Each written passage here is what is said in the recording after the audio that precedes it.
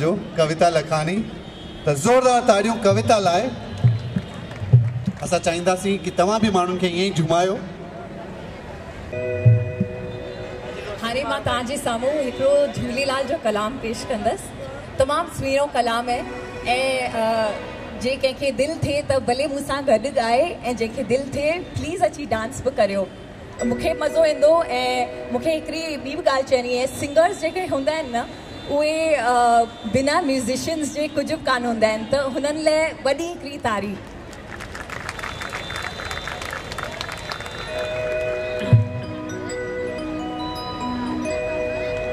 अजो आही आलिम जो ओ मुंहिंजा दुलेलाल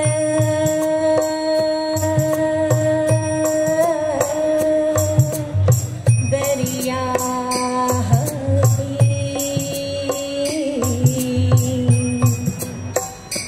मशहूर आही मुल्कन में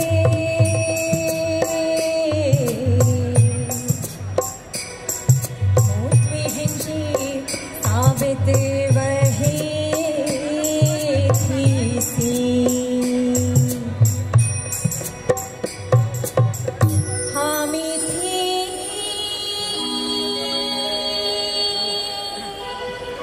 जिंदगी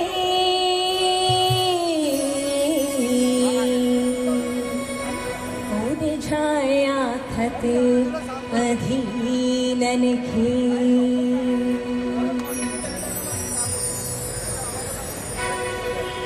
जेके जगाईंदा जोत झुलर जो थींदा माला माल, जेके जगाईंदा जोत झुलर जो थींदा माला माल। हो लाल जा छाती चओ सभई झूलेलाल, हो लाल जा छाती चओ सभई झूलेलाल। जेके जगाईंदा जोत झुलर जो थींदा माला माल, जेके जगाईंदा जोत झुलर जो थींदा माला माल। लाल जा छाती चओ सभई झूलेलाल, हो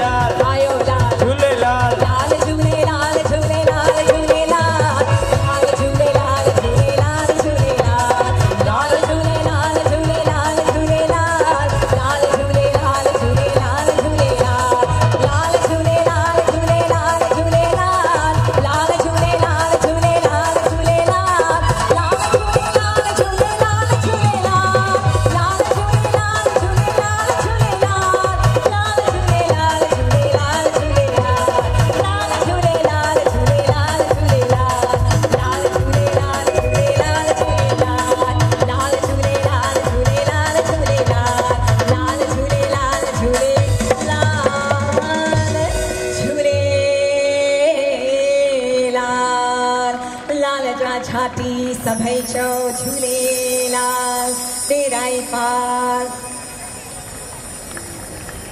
हाँ बाजू में सदाई शाहूकार कविता लाइ ज़ोरदार ताड़ियूं ऐं